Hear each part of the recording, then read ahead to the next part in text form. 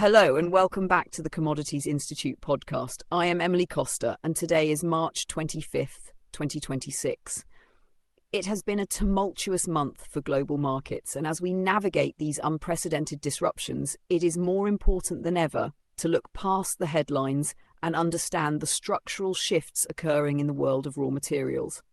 Today, we are diving deep into a world where geopolitical conflict is dictating the flow of everything from copper and coal to wheat and crude oil. We begin today with a look at the metals sector, specifically the long-term horizon for copper and the immediate appetite for iron ore. In the United States, Rio Tinto is looking toward the mid-2030s to open the Resolution copper mine in Arizona. This project is massive, slated to produce more than 40 billion pounds of copper over its lifetime, which would supply more than a quarter of the total United States demand. However, there is a significant catch.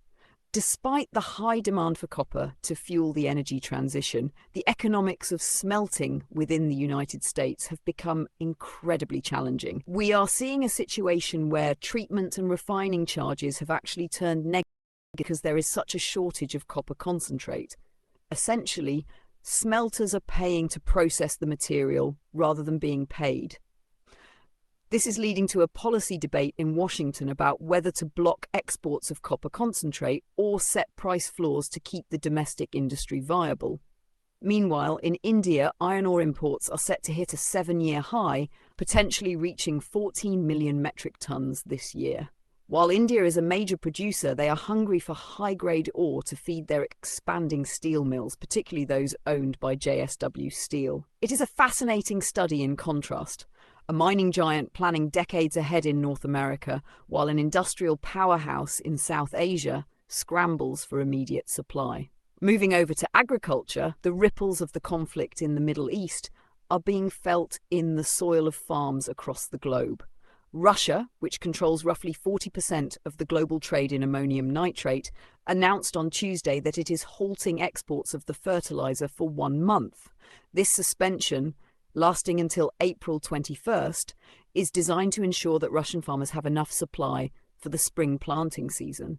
This is a significant blow to the global supply chain, especially since 24% of the global trade in ammonia, a key ingredient for this fertilizer, normally passes through the now blocked Strait of Hormuz. We are seeing countries like Brazil, India, and Morocco, who rely on Russian shipments, having to look elsewhere in a very tight market. At the same time, Indian vegetable oil refineries are playing a high-stakes game of wait and see. India is the world's largest importer of vegetable oils, but they have recently slowed down their purchases of palm, soy, and sunflower oil. They are betting that the price spikes caused by the war are temporary and that they can rely on their comfortable domestic stocks and a record rapeseed crop until the market cools down. It is a risky move, but one that could prevent a total panic buy scenario in the edible oil sector. Speaking of the war, the conversation is already shifting toward what happens when the dust settles. In the realm of carbon and power, a new contest is brewing, the scramble for reconstruction contracts. The destruction to energy assets in the Middle East is staggering. The International Energy Agency has warned that at least 40 energy assets across 9 countries have been severely damaged. We are talking about refineries, pipelines, and liquefied natural gas facilities that will take tens of billions of dollars and years to repair. Major engineering conglomerates like SLB, Halliburton, and Baker Hughes from the United States are already being eyed as potential winners, alongside international firms like Italy's Saipem and France's Technip.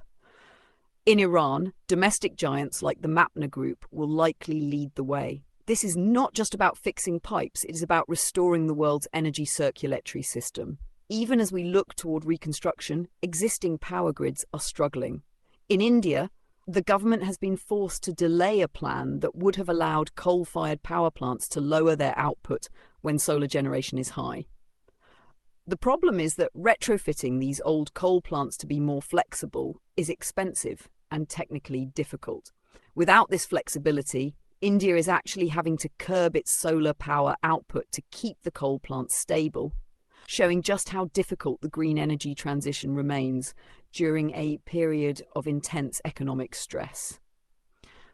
Of course, the most immediate and visceral impact of the current conflict is being felt in the oil markets. Asia is currently the front line of a massive fuel crisis.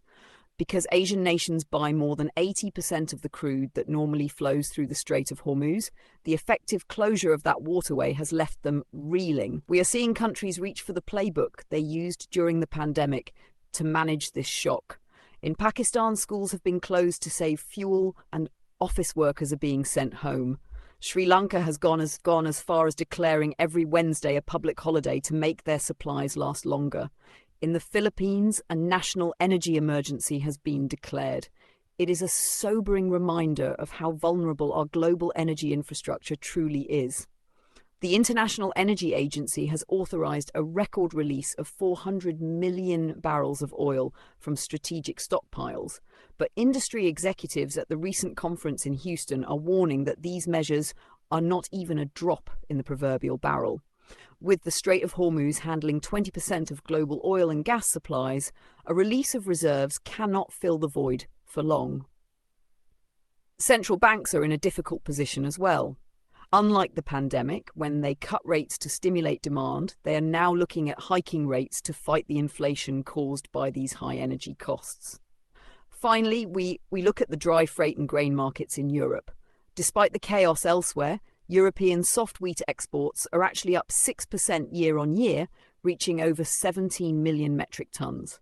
Romania has emerged as the largest exporter in the bloc, followed by France. However, diplomatic tensions are shifting trade routes. For instance, French wheat sales to Algeria have virtually halted, allowing Russia and other Black Sea exporters to move into that market. Algeria recently issued a new tender for 50,000 metric tons of wheat, and the origin of that grain will tell us a lot about the current state of agricultural diplomacy. Whether the wheat comes from Europe or further afield in South America or Australia, the logistical challenges of shipping in a world with blocked choke points remain a constant shadow over the market.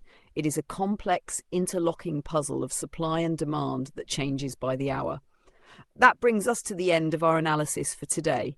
The themes of resilience, reconstruction, and the harsh realities of energy dependency are ones we will continue to monitor closely as the year progresses. If you found this episode valuable, be sure to subscribe, share, and leave a review.